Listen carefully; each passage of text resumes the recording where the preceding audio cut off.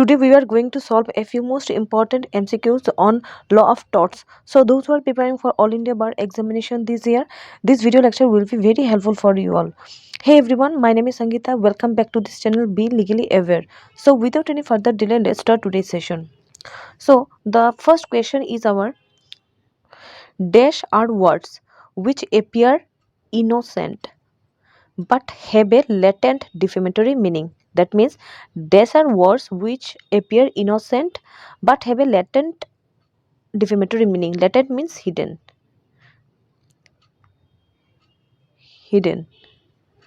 That but have a latent defamatory meaning. So let's see the options. Options are option A libel, option B slander, option C innuendo, option D none of the above.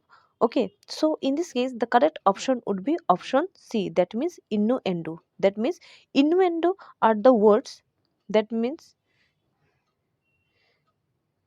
innuendo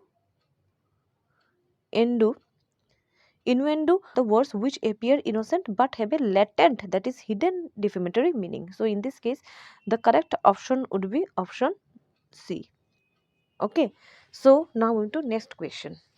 So the next question is our unliquidated damages means. Okay, unliquidated damages means, let's see the options. Option A damage to something solid, option B damage caused by a firm which has gone in liquidation, option C damage to a firm in the hands of receivers, option D damage to be assessed by a court as are not predetermined. Okay, so in this case the correct option would be our option D. That means unliquidated damages means damage to be assessed by whom? By the court, as these are not predetermined. But in case of contract we find what? We find that there is a liquidated damages. There is liquidated damages which is predetermined by the parties, which is predetermined determined by the parties, by the parties. So in this case the correct option would be option D. That means unliquidated damages means damages to be assessed by the court, as these are not predetermined. So in this case the correct option would be option D. So now into next question. Next question is our assault and nuisance are. Let's see the options. Option A wrong under criminal law, wrong under tort, wrong under neither, or option D wrong under both. So in this case the correct option would be option D. That means assault and nuisance are wrong under, that means it is wrong under criminal law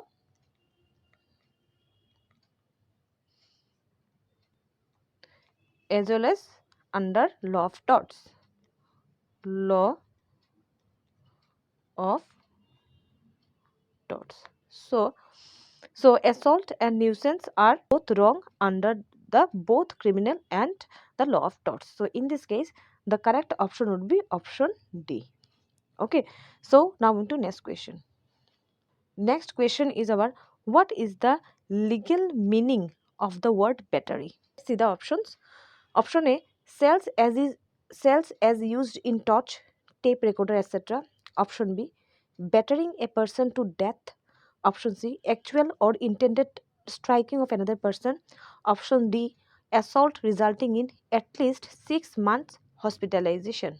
So in this case the correct option would be option C. That means the legal meaning of the term battery is that actual or intending striking, okay, actual or intended striking of another person. So in this case the correct option would be option C. That means the legal meaning of the battery is actual and intended striking, किसी को मारना. Okay, the correct option would be option C. Okay, so now into next question. Next question is our when the master is liable for the wrongful act of his servant, the liability is called. Let's see the options. Options are option A strict liability, option B vicarious liability, option C tortuous liability, and option D absolute liability. So in this case, the correct option would be option B, that means vicarious liability. That means when the master is held liable for the wrongful act of his servants, then the liability is called vicarious liability. That means करे कोई और भरे कोई. Master is liable. Master is liable for the wrongful act of his servant. For the wrongful act of his servant. Master ने यहाँ पर कोई भी एक wrongful act नहीं किया, but he is liable for what? He is liable for the wrongful act of his servant. Okay, so in this case the correct option would be option B. Okay, so now move to next question. Next question is our the act of fully entering into another's property constitutes what of the following? Let's see the options. Option A, trespass. Option B, restraint. Option C, appropriation. Option D, encroachment. So in this case, the correct option would be option A. That means trespass. That means the act of unlawfully entering into another person's property, it constitutes what? Trespass. So in this case, the correct option would be option A. That means अगर कोई भी एक person unlawfully कोई भी एक दूसरे के property पर enter करता है, then in this case हम लोग इसको क्या नाम देंगे? इसको नाम देंगे trespass. So in this case, the correct option would be option A. Okay, so now to next question. Next question is about no fault liability means. No fault liability means, let's see the options. Options are option A, liability for damage caused through negligence. Option B, liability for damage caused through fault. Option C, absolute liability even without any negligence or fault. Option D, freedom from liability. So in this case, the correct option would be option C. That means absolute liability even without any negligence or fault. Okay, that means no fault liability means it is an absolute liability even without any negligence or fault. Okay, no fault liability means in the absence of any negligence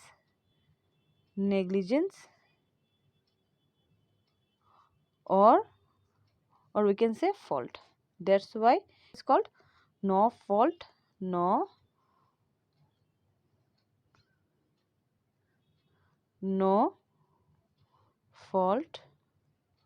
liability. So in this case, the correct option would be option C. Okay, so now moving to next question. Next question is our Ramesh asks his servant to sell his cycle to him. Ramesh ने बोला उसके servant को कि to sell his cycle to him at a price less than that of the market value, or market price. This contract can be avoided by the servant on the ground of options. Let's see the options. Options are option A, fraud. Option B, mistake. Option C, undue influence. Option D, coercion. So in this case, the correct option would be option A, that means fraud. That means Ramesh asks his servant to sell his cycle to him at a price less than that of the market price. This contract can be avoided by the servant on the ground of fraud. Okay, by the ground of fraud. So in this case, the correct option would be option A. Okay, so now moving to next question. Next question is our tortious liability arises from the breach of duty primarily fixed by the law. This duty is towards the person generally and its breach is redressable by an action for unliquidated damages. This definition is given by, let's see the options. Option A, Willfield. Option B, Salmond. Option C, Flemings. And option D, Goodhart. So in this case, the correct option would be option A. That means Winfield has given the definition that tortious liability arises from the breach of duty and primarily fixed by law. And this duty is towards the person generally and breach is redressable by an action for unliquidated damages. That is unliquidated damages, that means law of torts. Okay, law of torts, damages always unliquidated. Damages are always unliquidated. Unliquidated. That means it is liquidated. That means which is not predetermined by the parties. Not predetermined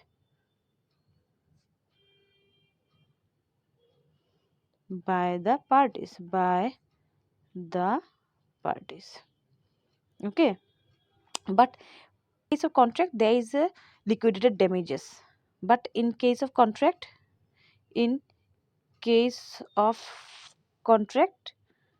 the damages are always liquidated. That means which are predetermined by the parties. Predetermined by the parties. Okay, so this is the major difference between a contract and the torts. Okay, so in this case the correct option would be option A. So now to next question. Next question is about which one of the following is not an example of vicarious liability. Options. Let's see the options. Options are: option A, liability of the principal for the tort of his agent, liability of the partners for each other's tort, liability of the master for the tort of his servants, and liability of the parents for the tort of his children, or for the tort of the children. So in this case the correct option would be option D. That means liability of the parents for the tort of their children. So in this case the correct option would be D. But these are vicarious liability. That means the liability of the principal for the tort of its agent, this is vicarious liability. Liability of the partners for each other's tort, it is also vicarious liability. And liability of the master for the tort of its servant, this is also vicarious liability. Okay, so in this case the correct option would be option D.